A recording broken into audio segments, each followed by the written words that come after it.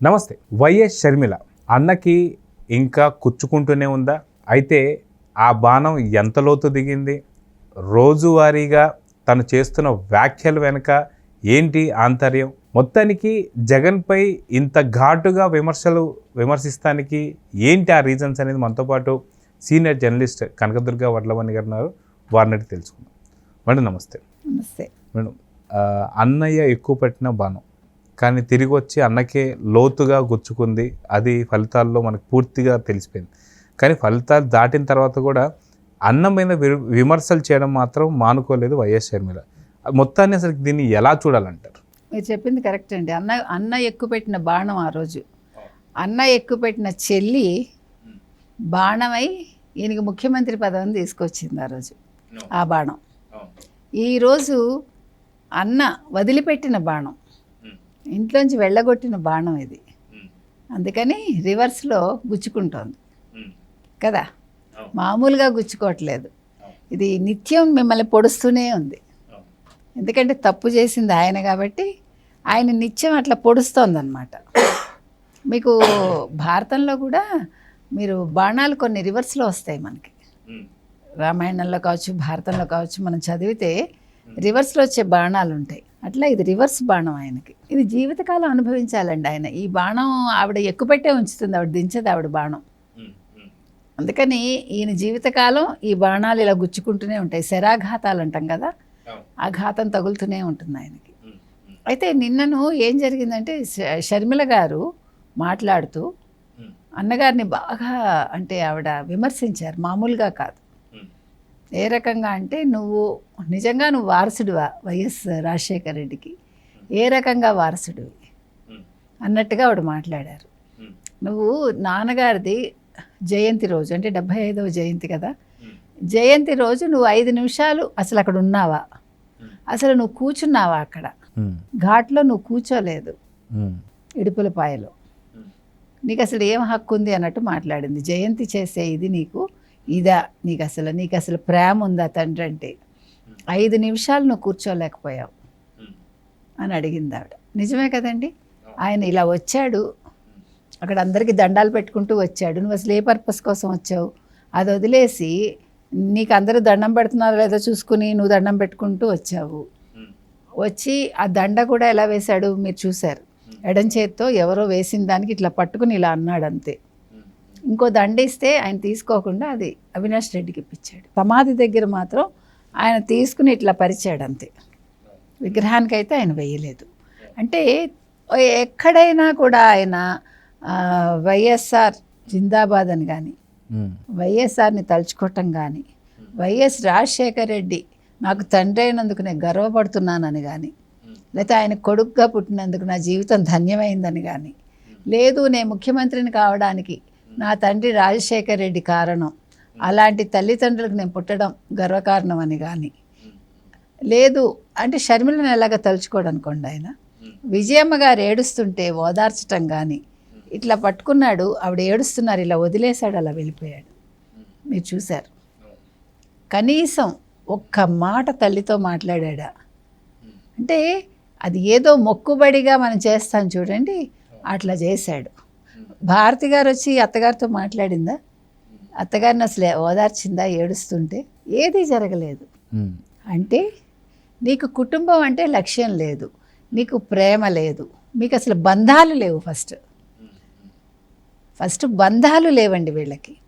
మనం చెప్పుకున్నాం, బలగం లేదు, బంధాలు లేవు. నీకు ఎంతసేపు నీ ముఖ్యమంత్రి పదవి. తండ్రి బతుకున్నప్పుడు డొల్ల కంపెనీలు పెట్టించి లిక్విడ్ ప్రోకో ద్వారా మొత్తం డబ్బులు తెప్పించుకున్నావు. తండ్రి నీకు భయపడి నిన్ను అక్కడ బెంగళూరులో పడేశాడు. సరే, నేను వదిలించుకోవటం కోసం 43,000 కోట్లు నీకు క్విడ్ ప్రోకో ద్వారా ఇప్పించాడు. సరే, ఆ డబ్బు సరిపోతుంది అనుకుని నువ్వు 5 ఏళ్ళు కళ్ళు మూసుకుని పరిపాలన సాగించావా? మంచిగా లేదు. మొత్తం ఎక్కడికక్కడ దోచేసుకుని ఏ శాఖలో కూడా రూపాయి లేకుండా చేశారు. 5 ఏళ్ల క్రితం నువ్వు అవ్వడానికి నీకు తల్లి పనికొచ్చింది, చెల్లెలు పనికొచ్చింది, నారాసుర రక్త చరిత్ర పేరుతోటి చంద్రబాబు నాయుడు అక్కడ చంపించిన బాబాయ్ పనికొచ్చాడు. ఇన్ని జరిగాయి. కోడికత్తి శ్రీను అప్పుడు ఇన్ని అయిపోయాక ఈరోజు నువ్వు ఓడిపోవటానికి నీ తల్లి కారణం, నీ చెల్లి కారణం. ఎందుకంటే అది నువ్వు చేసుకున్న తప్పిదం. నువ్వు అయిన వాళ్ళని దూరం చేసుకున్నావు, ఏదో గులకరాయి సతీష్ని నమ్ముకున్నావు. ఆ గులకరాయి కాస్త నీకు ఒక పెద్ద గుదిబండ అయ్యి నేను ఎత్తినపడి నీ ముఖ్యమంత్రి పదవిని కూడా పోగొట్టింది. అయితే పదవి పోయిన తర్వాత కూడా ఇప్పుడు కూడా ఏదైతే షర్మిల గారి నుంచి వచ్చే ఘాటు వ్యాఖ్యలు ఏదైతే ఉన్నాయో అది తల్లికి వందనం సంబంధించి మనం చూసుకుంటే అక్కడ కూడా ఏదైతే వైసీపీ చేస్తుంటే ఫేక్ ప్రచారాన్ని కూడా కొంత అడ్డుకట్ట వేసింది షర్మిల అని చెప్పుకోవాలి. ముందుగా అసలుకి నువ్వు జగన్ వై ఉండి ప్రతి ఒక్కరికి ఇస్తానని చెప్పిన వాడివి నువ్వు ఇచ్చావో లేదో ముందు చూసుకో అని చెప్పేసి అంటూ కూడా ఆ ఘాటు వ్యాఖ్యలను ఎలా చూడాలంటే ఆవిడ సాక్షి పేపర్ చూపించి ఆ మాట అడిగారండి. నువ్వు మొట్టమొదటి 2 పిల్లలకి ఇస్తా అన్నావు 15,000 చొప్పున, నువ్వు ఒకళ్ళకే ఇచ్చావు, అది కూడా 15,000 ఇవ్వలేదు, 13,000 ఇచ్చావు. తర్వాత మన 17,000 అన్నావు, 15,000 ఇస్తా అన్నావు. అందుకని మీరు అడిగే ముందు మీరు చూసుకోండి అంది. తర్వాత అసలు లెగసీ ఎవరికి ఉంది అనే ప్రస్తావన కూడా ఆవిడ తెచ్చింది. రాజశేఖర్ రెడ్డి నిజమైన వారసుడువా నువ్వు అని అడిగింది. ఎందుకంటే నిజమైన వారసుడు అయితే ఇలా ఉండడు కదా. ఇంకొకటి మనం ఇక్కడ ఇంకో పాయింట్ చెప్పుకోవాలి. అసలు వైసీపీకి రాజశేఖర్ రెడ్డికి సంబంధం ఏంటి? లేదు కదా. వైసీపీ అనేది పూర్తిగా జగన్మోహన్ రెడ్డి పార్టీ అనుకున్నాడు కదా. ఒంటి చేత్తోటి ఆయన తీసుకొచ్చాడు పార్టీని, ఒంటికాలతో నడిపాడు, మడమ తిప్పలేదు, మాట తప్పలేదు, తండ్రి మాటలే పట్టుకున్నాడు కదా. ఇప్పుడు వీళ్ళు నిజంగా రాజశేఖర్ రెడ్డి కాదు నేనే చేశాను అని అనుకున్నాడు అనుకోండి జగన్మోహన్ రెడ్డి, ఆ హావభావాలన్నీ ఎందుకు చేస్తున్నారండి రాజశేఖర్ రెడ్డి? రాజశేఖర్ రెడ్డి ఎలా మాట్లాడారో అలా మాట్లాడటానికి ఎందుకు ప్రయత్నిస్తున్నారు? నెంబర్ 1. నెంబర్ 2, ఆయన ఎట్లా చేతులు తిప్పుతారు, ఎలాగ ఒక మాట 2 సార్లు పలుకుతారు, ఎలా ఒత్తుతారు, అట్లా ఎందుకు చేస్తున్నారు? మరి చేయకూడదు. నీకు అసలు తండ్రి పనికి రానప్పుడు తండ్రి ఇవన్నీ కూడా ఎట్లా పనికి వస్తాయి? నీకు పనికిరావు కదా. సో అవన్నీ కూడా పనికిరావు. అసలు నీకు ఏ రకంగానూ తండ్రితో సంబంధం లేదు. ఆయన కన్నారు, నిన్ను పెంచారు, పెద్ద చేశారు, నీకు ఆస్తులు ఇచ్చాడు, ఆయన చనిపోయాడు. నువ్వు నీ సొంతంగా తెచ్చుకున్నప్పుడు నీ సొంతంగా నువ్వు పడి ఇవన్నీ కూడా నువ్వు ఏ రకంగానూ అసలు మీరు షర్మిల గురించి మాట్లాడకండి. షర్మిల ఆవిడ దారి ఆవిడ చూసుకుని ఆవిడ ఇష్టం. అది ఆవిడ కాంగ్రెస్లో ఉంటుందా, బీజేపీలో ఉంటారా, ఇంకో పార్టీలో ఉంటారా, that is her wish. You don't have any right to talk. అసలు ఇవాళ అంబటి రాంబాబు మాట్లాడటానికి లేదు, పేరు నాన్న అంతకంటే మాట్లాడటానికి లేదు షర్మిల గురించి. ఎందుకు చెప్తున్నావు అంటేనండి, షర్మిల మీరు ఎవరి కోసం పనిచేస్తున్నారు, ఏ పార్టీలో ఉన్నారు, నీకెందుకు? అది నువ్వెవడు మాట్లాడటానికి? సొంత అన్నగారు కూడా మాట్లాడటానికి లేనప్పుడు మీరందరూ ఎవరండి? మీరు పార్టీ పరంగా ప్రశ్నించండి, అంతవరకే. వ్యక్తిగతంగా మీరు మాట్లాడే హక్కు ఎవరికీ లేదు. షర్మిల ఆవిడ ఒక ఆడబడుచు వాళ్ళకంతే. అది కాదనుకున్నాడు ఆయన, అయిపోయింది. షర్మిల ఒక 3rd పర్సన్, మీకు ఒక బయట వ్యక్తి అంతే. మీరు కాంగ్రెస్ అధ్యక్షురాలుగా ఉండి చూడండి అంతే. మీకు ప్రతిపక్షంగా చూసుకోండి, అంతవరకే విమర్శించండి. వ్యక్తిగతాలకు మీరు వెళ్ళే హక్కు లేదు. ఇవాళ క్లియర్ కట్గా ఆవిడ చెప్పింది.